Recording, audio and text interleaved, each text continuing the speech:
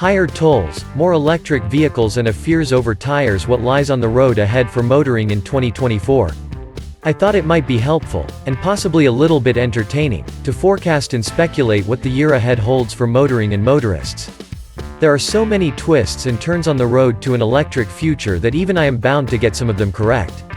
So join me on a quick spin through the maze and let's see what we come up with. We have to start with the obvious: electric cars. Not only will there be more of them, there will be extensive expansion of existing ranges, with more individual models and more derivatives of existing vehicles.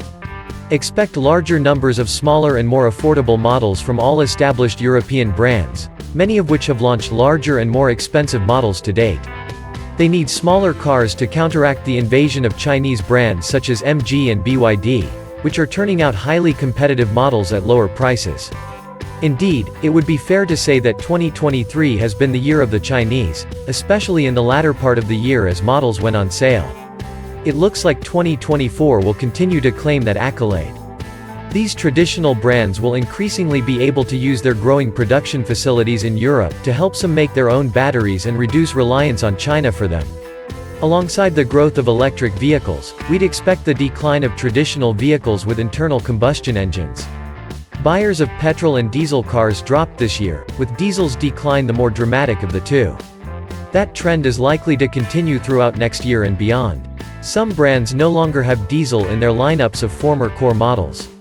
On a smaller scale, I'm happy to report you can expect more physical buttons on your new car down the road as drivers find digital keys difficult and distracting. Expect first manifestations from Volkswagen, but I suspect other brands that haven't gone as ballistic with their buttons to reduce the amount they have. It will be most welcome. We will learn much more about how soon we'll see solid-state batteries. These have the ability to hold more charge, cover longer distances, are less prone to overheating and will use fewer super scarce and costly minerals. It might be a bit premature to forecast their arrival in 2024, but we will certainly hear a lot about them in 2025 and beyond. There are likely to be real-world demonstrations before they go to mass market. Speaking of being able to drive longer on a single charge, I expect public impatience to reach breaking point over the coming 12 months at the poor level of public charging points as more people buy electric vehicles and find themselves waiting for a charge on a long journey. There is a growing feeling that current plans for new, upgraded and more powerful charging points are not moving quickly enough and that a major push is warranted. There doesn't seem to be enough money to make it a concerted effort. Tesla will most likely make more of its high-powered charging stations available to non-Tesla car owners. It most recently did so with 2 outlets and intends to do more. Even though inflation is falling, I still expect there will be another rise in tolls, linked to the rate of the rise. More cars with higher degrees of self-driving will be launched, but the wonder and applicability has ebbed from the concept of a few years back. The components are individually and collectively designed to avert accidents and save lives, so while the glamour has worn off, the effect remains. There will be greater focus on tires. They will be more center stage as a pollutant issue, arising from their contact with the road, polluting the air with potentially harmful particles, according to research. They are overtaking tailpipe emissions as a major source of emissions from vehicles, it is claimed.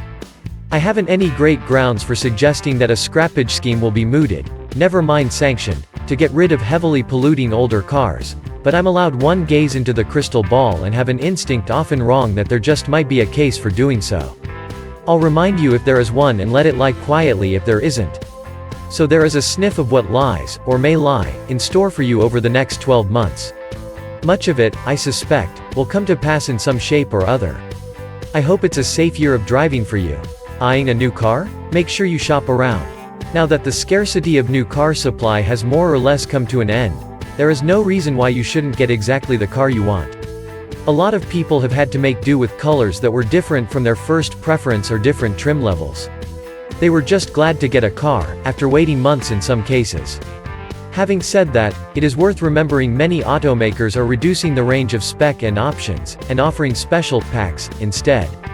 These are well worth looking at, as they usually cost less as a package than the individual items would if added separately. Just so long as they are in line with what you want. Don't buy anything you don't need just because it is cheap.